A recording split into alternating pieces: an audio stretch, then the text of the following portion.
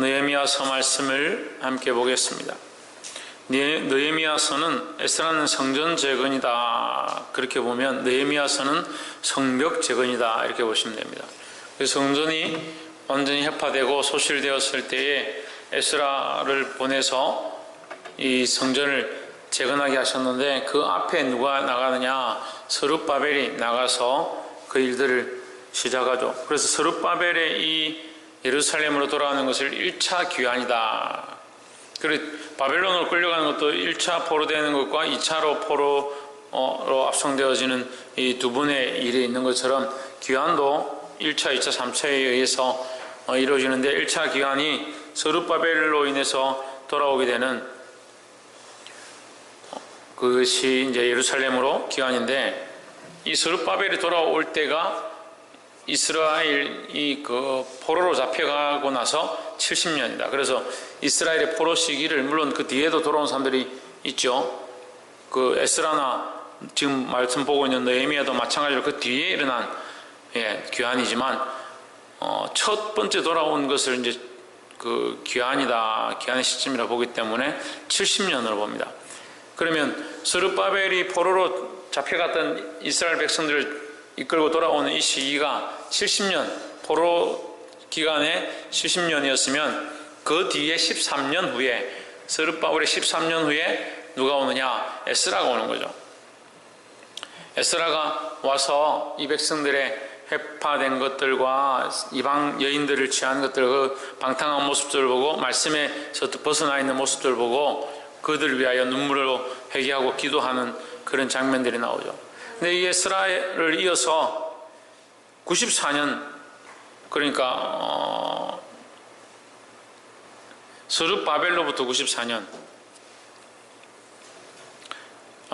그러니까 에스라로부터 스룹바벨 사이는 한 70년, 80년 정도.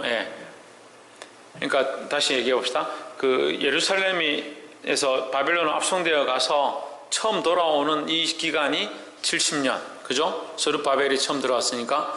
스룹바벨부터 그 에스라까지 80년, 에스라까지 80년.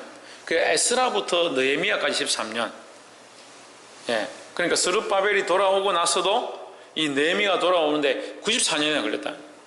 굉장히 오랜 시간이 흐른 거죠. 그랬는데도 예루살렘 성전은 어땠다? 해파되어 있었다라고 나와 있습니다.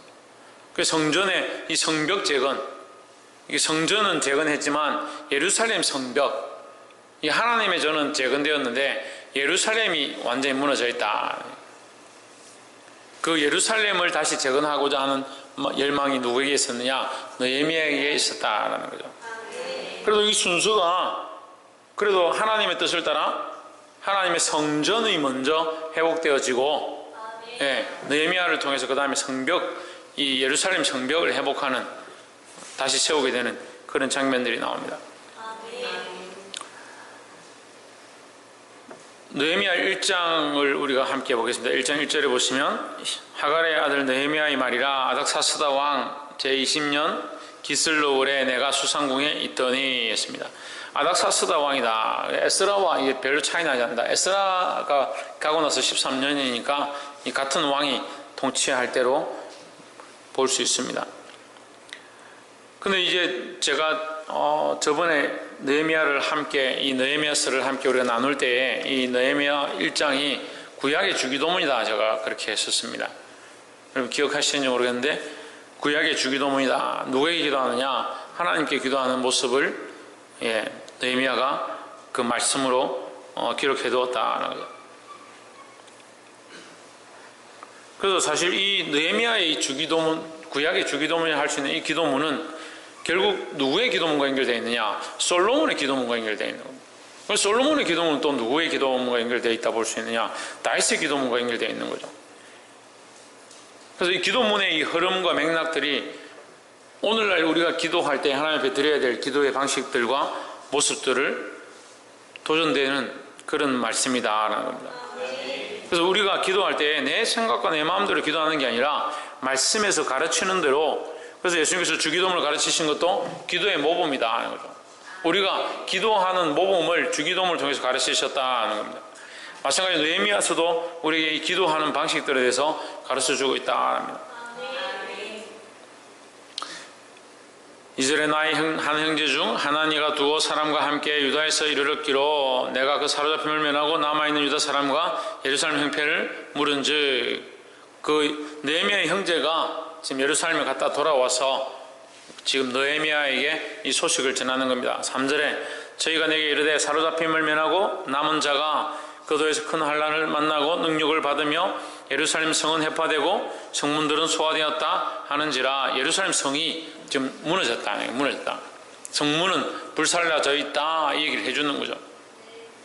4절에 내가 이 말을 듣고 앉아서 울고 수일 동안 슬퍼하며 하늘의 하나님 앞에 금식하며 기도하여 했습니다. 이것이 우리가 가져야 될 중보자의 또한 모습이다라는 겁니다.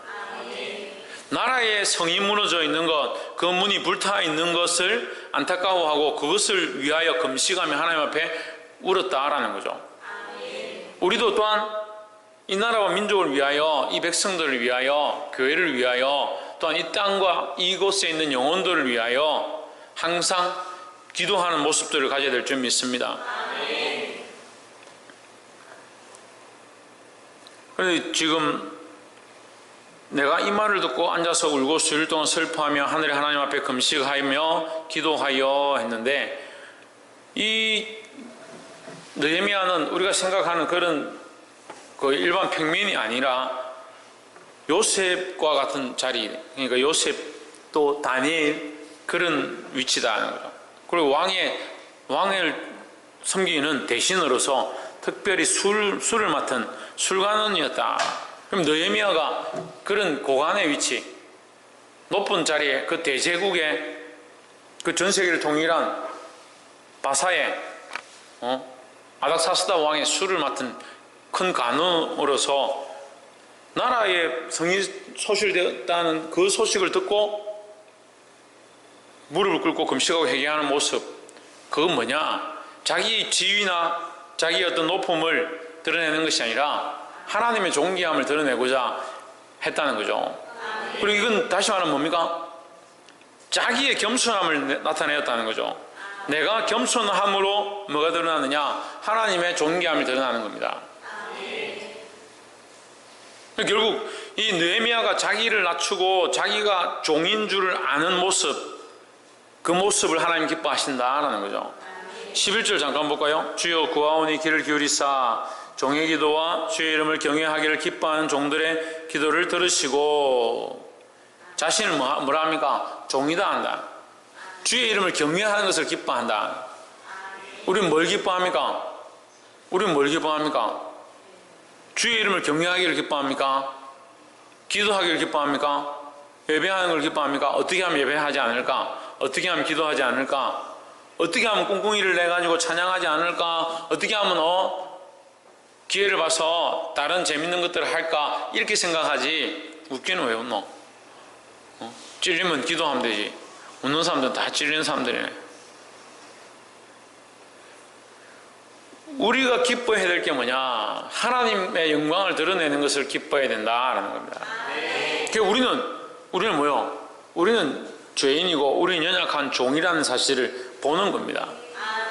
누구 앞에서? 하나님 앞에서.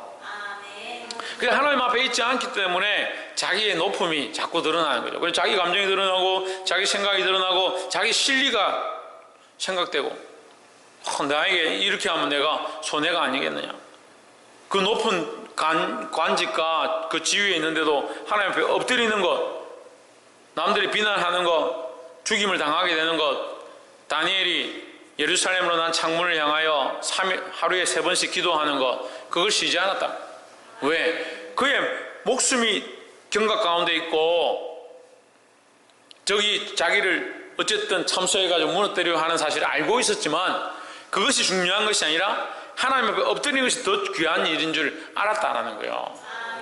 할렐루야. 옆에 사람 보시죠. 믿음은 실제입니다. 믿음은 실제고 믿음은 현실이다. 현실에 보이는 이 실제의 문제들을 앞에서 뭘 드러내야 되냐? 믿음을 드러내는 자가 되어야 된다는 거예요. 할렐루야.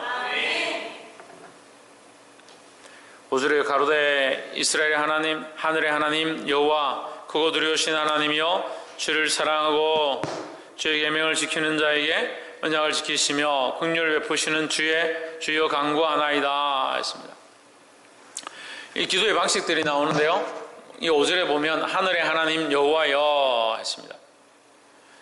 기도할 때 항상 우리가 해야 될 가장 첫 번째 일이 뭐냐? 하나님의 영광을 드러내는 것입니다.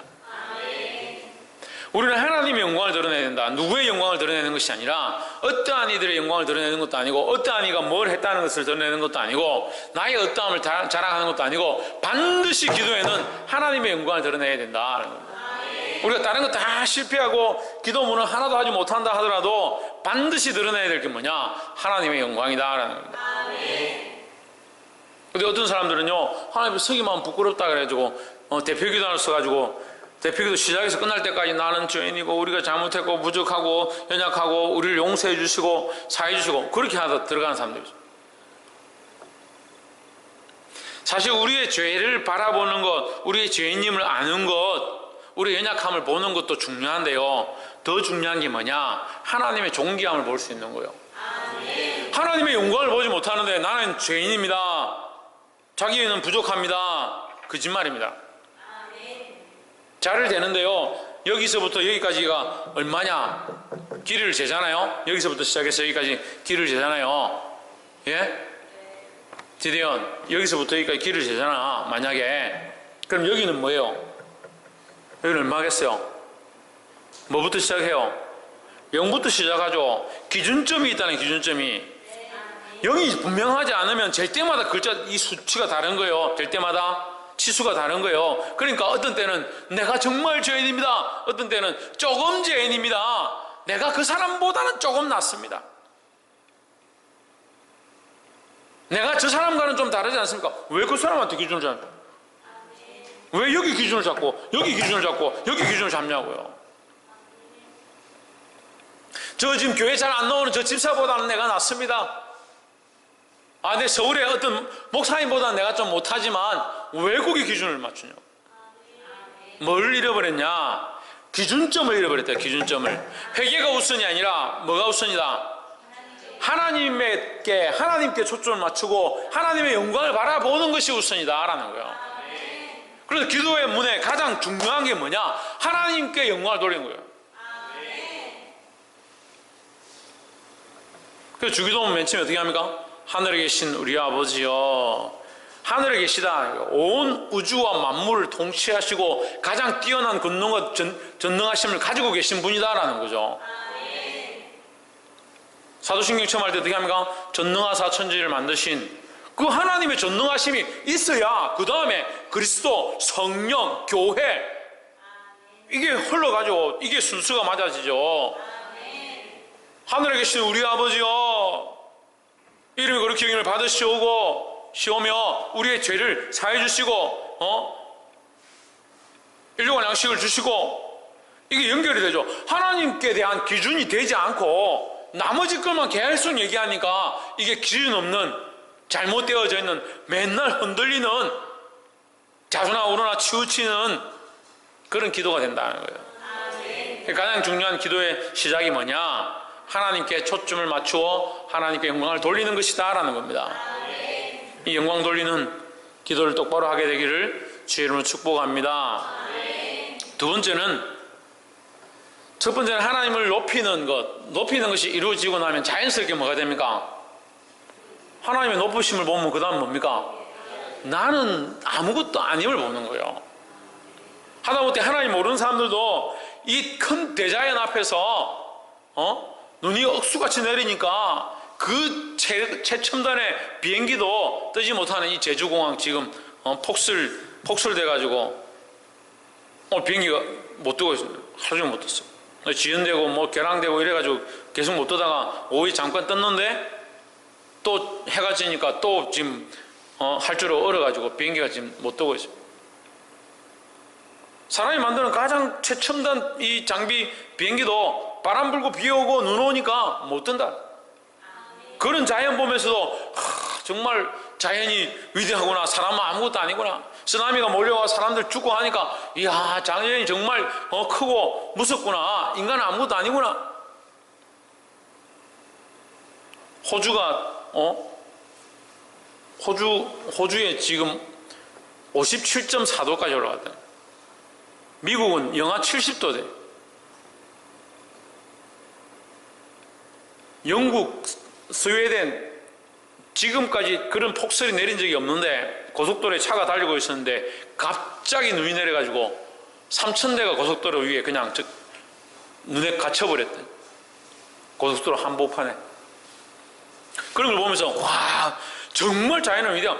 하다못해 자연을 보고도 자기의 연약함을, 인간은 아무것도 아니구나, 이것 앞에서 우리는 아무것도 할 수 없는 존재구나, 그걸 알면서 어떻게 하나님의 그 위대하심을 높여드리고 하나님의 영광을 드러내고 하나님을 바라보고 하나님이 어떠한 분인 줄 깨달았는데 자기의 죄인됨을 모르냐. 하나님께 영광 돌려주고 하나님께 영광 돌리고 그 다음에 뭘 해야 된다? 자기의 죄인됨을 알아야 한다는 거죠. 그래서 기도문의 시작은 하나님께 영광이고 두 번째는 죄인됨에 대한 회개다 하는 거죠. 6절 이제 종이 주의 종 이스라엘 자손을 위하여 주야를 기도하오며 이스라엘 자손의 주 앞에 범죄함을 자복하오니 주는 귀를 기울이시며 눈을 여시사 종의 기도를 들으시옵소서. 나와 나의 아비 집이 범죄하여 7절 주를 향하여 심히 악을 행하여 주의 종 모세에게 주께서 명하신 계명과 율례와 규례를 지키지 아니하였나이다 했습니다. 이 느헤미야의 6절과 7절은요 느헤미야의 회개의 모습이거든요. 회개하는 모습입니다. 근데 누구의 죄를 회개합니까? 누구의 죄를 회개합니까? 6절 한번 보세요.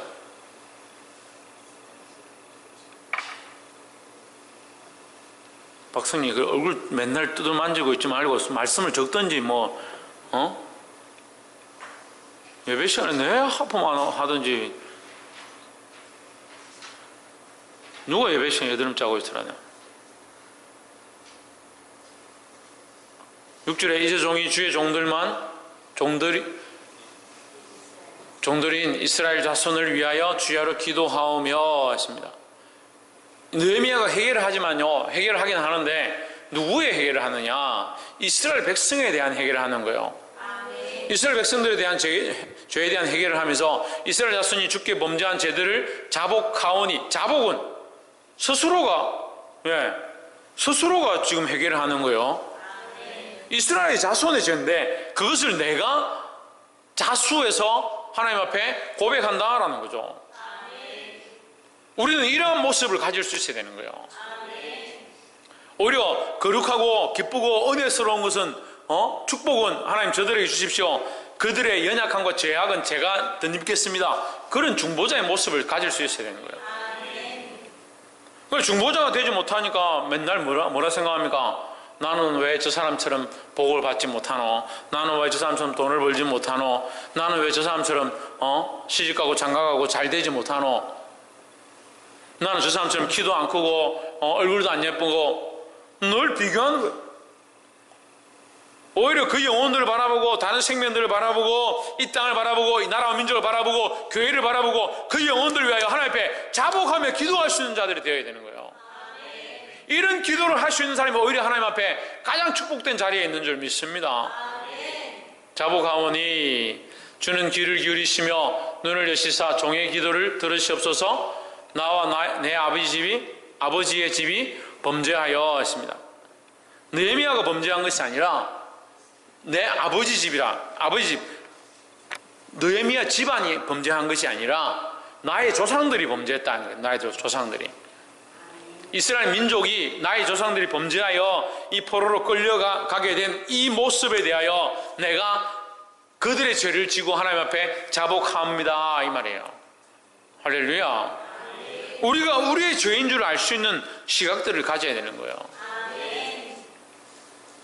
그럼 기도하라 그러면 나는 죄 지은 것도 없는데 잘못한 것도 없는데 왜 회개가 안 되냐? 첫 번째는 왜 회개가 안 된다 했습니까? 하나님의 영광을 높이는 게 안 되니까 내가 낮아지는 게 안 돼요. 그래 회개가 안 되는 거죠. 하나님 앞에서 죄에 없는 자가 어디 있습니까? 하나님 앞에 연약하지 않은 자가 어디 있습니까? 두 번째는요, 자기의 죄인데만 보는 거. 자기의 죄만 생각하니까 자기가 잘못한 것만 생각하는 거예요. 돌이켜 생각해보면 나는 깨끗하게 살았다 하더라도 이 백성, 내 옆에 있는 가족, 내 형제, 나의 친척들이, 친구와 형제들이 믿음으로 살지 않는 모습들이 결국 내가 그들을 바른 길로 이끌지 아니한 죄임을 자기 스스로 돌이켜 보는 거예요. 내가 빛을 비추어 그들이 진리 가운데로 돌아와서 하나님 말씀대로 산다면 그게 뭐예요? 그게 은혜고 그게 구원의 일이잖아요. 그렇게 되지 아니하는 것들을 안타까워하고 그 문제를 무엇으로? 나의 죄로 볼 수 있는 그런 시각을 가져야 하는 겁니다. 이게 누구의 시각이다? 이게 중보자의 시각이다 하는 거예요. 이게 중보자의 모습이다라는 겁니다. 이러한 중보자의 모습을 가지기를 주의 이름으로 축복합니다. 8절 예측에 주께서 죄종 모세에게 명하여 이르시되 만일 너희가 범죄하면 내가 너희를 열국 중에 흩을 것이요. 9절 만일 내게로 돌아와서 내 계명을 지켜 행하면 너희 쫓긴 자가 하늘 끝에 있을지라도 내가 거기서부터 모아 내 이름을 두려고 택한 곳에 돌아오게 하리라 하신 말씀을 이제 청컨대 기억하옵소서. 세 번째 기도의 방법은 뭐냐? 기억하옵소서 아니에요. 기억하옵소서. 뭐 한다? 기억하옵소서. 기억하옵소서는 뭡니까? 그렇죠. 말씀으로 기도하는 거, 말씀으로. 제가 몇 번을 얘기했습니다. 하나님 기도할 때는 항상 뭐가 있어야 된다? 말씀에 근거해서 기도해야 된다는 거예요. 하나님 이거 주십시오. 이거 허락해 주십시오. 이거 역사해 주십시오. 그렇게 기도할 게 뭐 있습니까? 하나님 말씀했지 않습니까? 하나님 약속했지 않습니까? 하나님 뜻이지 않습니까? 그렇게 기도하는 거예요. 기도의 원리는 하나님의 뜻을 구하고 하나님의 말씀이 이루어지기 원하고 하나님이 약속한 것이 우리 가운데 회복되기를 기도하는 거예요. 할렐루야. 그래서 지금 이 8절에 9절에 만일 내게로 돌아와 내 계명을 지켜 행하면 너희 쫓긴 자가 하늘 끝에 있을지라도 내가 거기서부터 그들을 모아 내 이름을 두려고 택한 곳에 돌아오게 하리라 하신 말씀을 이제 청하건대 기억하옵소서. 이 말은요, 이게 기도문이잖아요. 이 말은 솔로몬이 성전을 건축하고 하나님 앞에 드릴 때에 기도한 거예요. 당신의 택한 백성들이 그 성전에서 기도하면 주께서 하늘에서 듣고 열국 중에 흩으셨을지라도 그들을 다시 이곳에 모이게 해 주시옵소서. 그 기도문이에요. 그 솔로몬의 기도문이 오늘 느헤미야가 이 기도를 하는 겁니다. 그럼 자기 생각을 말하는 게 아니죠. 말씀에 근거해서 하는 거예요. 히스기야가 이 기도문을 하는 거예요. 요아스가 이 기도문을 하는 겁니다. 성전을 재건하고 그 재건되어진 그 성전 앞에서 그들이 이 기도문을 가지고 다시 낭독하는 겁니다. 하나님, 이 성전에 계신 하나님, 우리가 범죄하고 하나님께서 우리를 흩으셨다 할지라도 우리가 다시 돌아와 이 성전에서 기도하면 주께서 하늘에서 듣고 죄를 사하고 우리를 고치시고 그 열국에 흩어졌던 우리를 다시 돌아오게 해주시옵소서. 그걸 기도하는 기도문이에요. 우리는 그럼 어떻게 해야 됩니까? 우리도 똑같이 이 기도를 해야 되는 거예요. 우리도 성전에 모여서 무슨 기도를 하냐? 성전에 모여서 기도하자 그러면 무슨 기도하냐? 우리 돈 많이 벌고 잘 되고 자식들 출세하고 복 많이 받고. 하나님의 뜻이 이루어지길 원합니다. 하늘의 뜻이 이 땅에서 이루어지길 원합니다. 하늘의 뜻이 이 땅에 이루어지길 원한다. 하나님의 말씀이 이 땅에서 이루어지길 원한다. 그래서 기관들을 놓고 내가 지금 학생회를 위해서 기도합니다. 아동을 위해서 기도합니다. 어떻게 기도합니까? 하나님, 내가 이 학생회를 위하여 하나님 앞에 회개하며 이 아이들 한 명 한 명을 놓고 세상으로 떠나 있는 영혼들을 위하여 눈물로 그들을 용서하기를 원하며 기도하오니 주님, 그들이 돌아와 하나님의 말씀을 이룰 수 있도록 도와주십시오. 그들이 돌아오는 역사가 일어나게 해 주시옵소서. 그래서 이곳이 회복되어지고 이 성전이 회복되어지고 이 모임이 회복되어지게. 그럼 뭘 기도하는 거예요? 하나님의 모임을, 하나님의 성전을 하나님의 백성들이 돌이키는 것들을 위하여 기도하는 겁니다. 이미 뭘 기도하고 있는 겁니까? 자기 뜻을 구하고 있는 것이 아니라 하나님의 뜻을 구하고 있다는 거예요. 그래서 우리가 꼭 알아야 될 이 세 번째 기도의 방법이 뭐냐? 말씀을 근거로 하나님의 약속을 청구하는 거예요. 10절 이들은 주께서 일찍 큰 권능과 강한 손으로 구속하신 주의 종이요 주의 백성이니이다 했습니다. 그러니까 우리가 이렇게 기도하는 거예요. 아이들을 위해서 기도할 때, 아이들 이름을 놓고 기도할 때 주님께서 구속하셨던 주의 종, 주의 백성이지 않습니까? 그들이 지금 방황하고 떠나 있습니다. 그들이 다시 돌아와 주의 전을 지키고 하나님 전을 다시 수축하고 주의 전에 와서 예배할 수 있도록 도와주시옵소서. 그렇게 기도하는 거예요. 그런 기도가 저와 여러분 안에 회복되기를 주의 이름으로 축복합니다. 말씀을 맺겠습니다. 느헤미야서 1장을 통해서 우리가 기도하는 것들에 대해서, 기도문에 대해서 우리가 함께 나누었습니다. 느헤미야 1장은 구약의 주기도문과 같다, 구약의 주기도문으로 볼 수 있다라고 했습니다. 특별히 이 구약의 주기도문을 위해서 이 느헤미야는 어떠한 자세로 하나님 앞에 나아가느냐? 자기의 지위나 자기의 신분을 드러내지 않고 하나님 앞에 겸손히 낮추었다라는 거죠. 그렇게 하기 위해서 뭘 했느냐? 하나님을 높이는 것을 먼저 했다라는 겁니다. 하나님 높이고 하나님 영광 드러내는 것이 기도의 시작이고 그것이 가장 중요한 것이다. 하나님 영광 드러내지 아니하고 하나님 높이지 않으면 그건 바른 기도가 될 수 없다라는 거죠. 두 번째는 자기 죄를 회개하는 겁니다. 특별히 자기 죄 중에 뭐가 있느냐?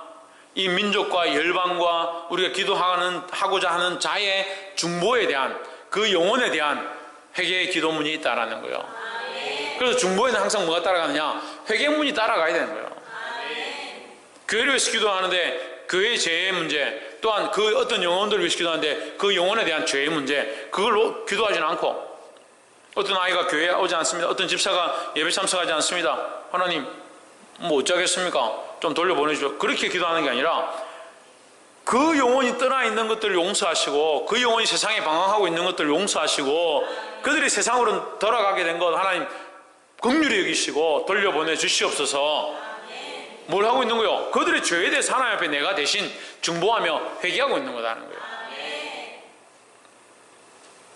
세 번째 뭐가 필요하다? 하나님의 약속과 말씀을 청구하는 거다 하는 거죠. 우리의 뜻을 청구하는 게 아니라 하나님의 말씀과 약속을 청구해야 된다는 거예요.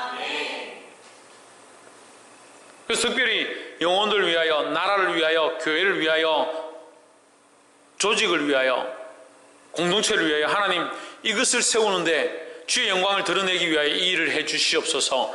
그게 나의 영광을 구하는 게 아니죠. 주의 영광을 위하여 이 일들을 역사해 주십시오. 이 일 가운데 역사하시고 인도해 주시옵소서. 그 말씀으로 기도하면 되는 거예요. 우리가 이런 기도를 하나님 앞에 진정으로 드릴 때 주께서 역사하시고 응답하실 줄 믿습니다. 기도하겠습니다.